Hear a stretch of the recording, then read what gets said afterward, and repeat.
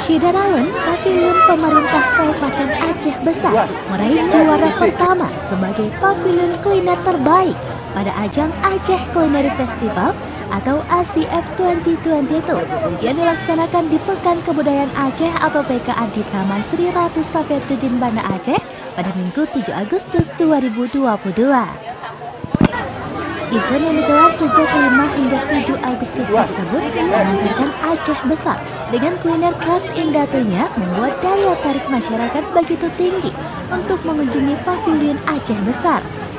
Dengan mengangkat tema Kenabah Urun Zaman atau peninggalan orang dahulu, Aceh Besar menyajikan makanan khas Aceh Raya menawarkan beragam jenis sajian sejak zaman dahulu. Mulai dari sirebok, kuah belangong, engkok payah, kue janeng hingga rujak ugroh disajikan di pavilion tersebut.